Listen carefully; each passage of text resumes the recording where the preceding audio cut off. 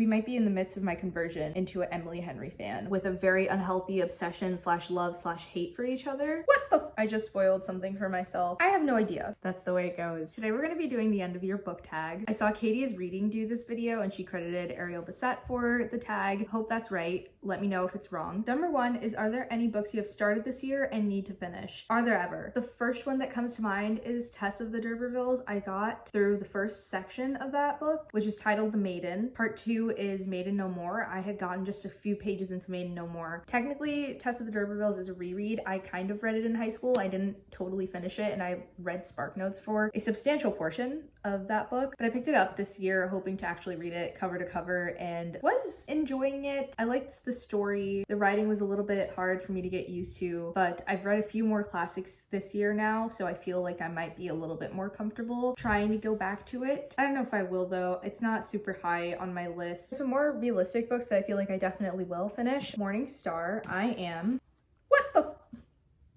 I just spoiled something for myself. I was trying to find what page I'm on. All right, I'm a little bit further than 364 pages in, but not as far as I just flipped. So yeah, so I'll call it 364 out of like 500 pages. Oh my gosh, I'm so upset that I just spoiled that for myself. That's crazy. I think that'll push me to pick it up though, because the thing I just spoiled only happens in 2 chapters. Somebody dies that I did not expect to die.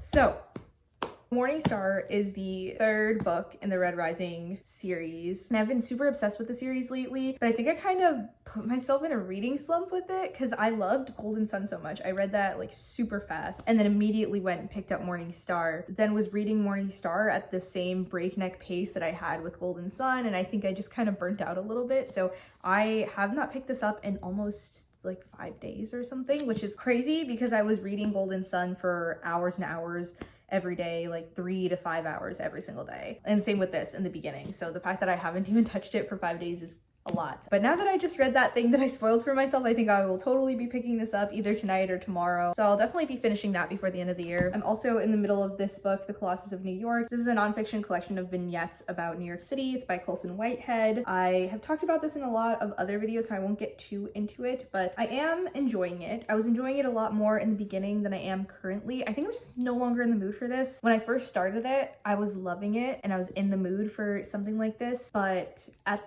this point in time, I think I'm not really craving nonfiction, so it's not really working for me much, and I'm kind of sad. I don't want to keep reading it while I'm in this mood because I feel like my rating is slowly going down and down because I'm not in the mood to read it, but I keep pushing myself to read it. So I might just put this down for another few weeks or something, or I don't know. I will say Colson Whitehead has some of the most beautiful prose I think I have ever read in my life. It is simple and effective and very weighty. A single sentence will have 10 different meanings and just works so well. Obviously this is nonfiction, so there aren't really characters in it, so I am having a little bit of a disconnect. I was really connecting in the beginning with just the feeling of being in the city, and now I guess just because of the mood I'm in, it's not working so much for me. So who knows if I actually will finish this by the end of the year, because I don't want to make myself hate it, because otherwise it is just a gorgeous, if you just want a book that the writing is incredible, reading an author that just feels like they know what they're talking about, like they're not going to lead you astray,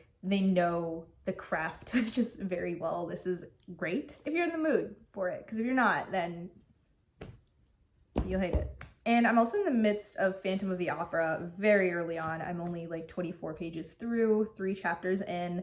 I am enjoying this though. This is a fun classic. It's not difficult to read. It's translated from French, so I usually find translated works a little bit easier to read. Yeah, hoping to finish this by the end of the year.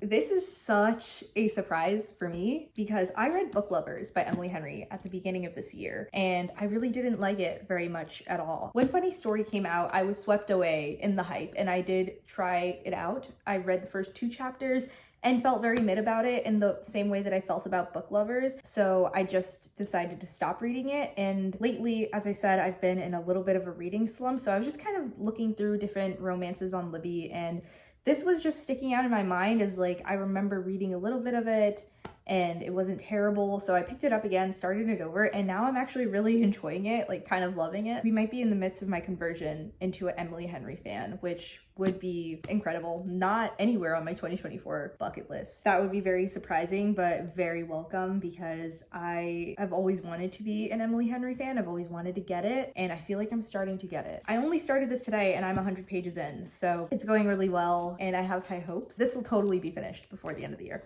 All right, question 2. Do I have an autumnal book to transition into the end of the year with? Not really. I have a couple of books which also double as my answer for question 4, which is what are 3 books you want to read before the end of the year. So I picked these 2 up today from the library that kind of, I have no idea if these are autumnal or not, but they're kind of striking me a little bit as autumnal. This is After Dark by Haruki Murakami. It takes place over one day in Tokyo. I know that, or one night rather. And it follows a cast of characters and just what goes on. Literally there are timestamps from like midnight till 7 o'clock in the morning. For some reason, this is kind of striking me as could be considered autumnal. I have no idea what time of year this takes place, so maybe this counts, maybe not. This one feels slightly more autumnal. This is These Violent Delights by Micah Nemerever. All I know about this book is that it came out at a similar time as Chloe Gong's These Violent Delights, and so these 2 books get confused a lot because of the same title, but they're very different, and I heard this one is really good, but kind of just got outshined by the other These Violent Delights on the market. All I know about this is that they're 2 academic rivals with a very unhealthy obsession / love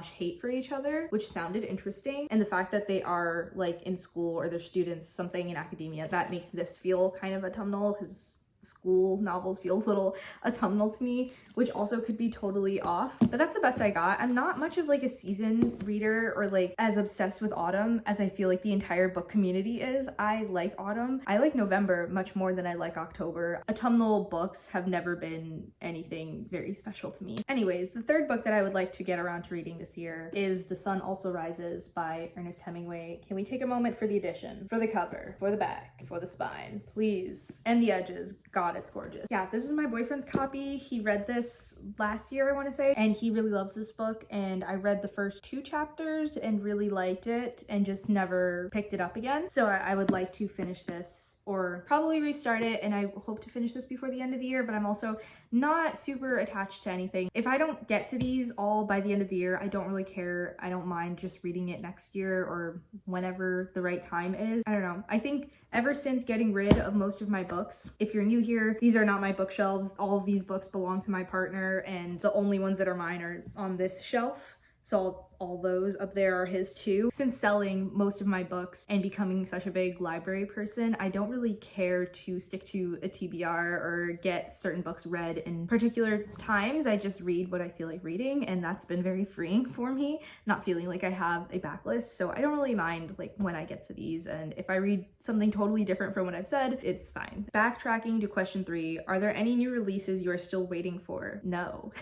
There was not a single new release that I was even waiting for this year. I don't keep up with many authors, I suppose. The only author that I really keep up with on when they're releasing things is Suzanne Collins, and she is releasing, what is it, Sunrise on the Reaping, but that's on March 18th in 2025, so that's not this year. I am also patiently waiting for Onyx Storm, which is the 3rd book in the Fourth Wing series by Rebecca Yarros that's coming out in January, so I'm very excited for both of those, but nothing for the rest of the year that I am waiting for. Question 5. This is interesting. Is there a book you think can still shock you and become your favorite before the end of the year? Honestly, I don't think so. I have very low expectations that anything can top my favorite of the year, which is most likely going to be The Idea of You. The Idea of You by Robin Lee and The Anthropocene Reviewed by John Green are 2 of my favorite books that I've ever read.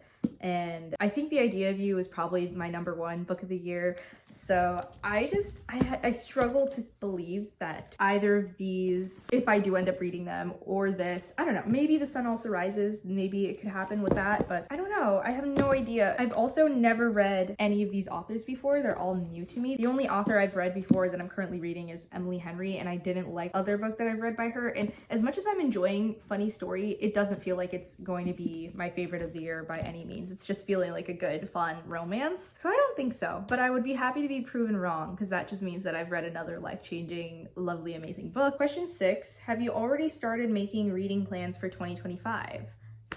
No. I do have a few goals. I want to read more Jane Austen next year because I read Persuasion, which I have here. I read Persuasion this year. Carolyn Marie Reads is another YouTuber that I really like. She reads one Jane Austen novel every year, I think, and I thought that was a fun idea. So now that I've read Persuasion and I know that I really like Jane Austen, I think next year I'll read another Jane Austen book. I don't know which novel I want to read. I am very interested in Emma. I've never even seen Clueless, so maybe if I watch Clueless first, that might give me a hint as to if I should read it, because if you didn't know, Clueless is inspired by Emma by Jane Austen. I'm mainly interested by Emma and Pride and Prejudice, more by Emma because Pride and Prejudice is the Jane Austen novel that put me off of Jane Austen, because I tried to read it so many times and always got stuck like in the first chapter or two, feeling like I was just bored and confused and didn't understand the old language. Pride and Prejudice might be a far off future goal, so maybe Emma next, but Emma's also really long, so who knows. Honestly, that's really the only reading plan that I have. I was gonna say read more nonfiction novels, but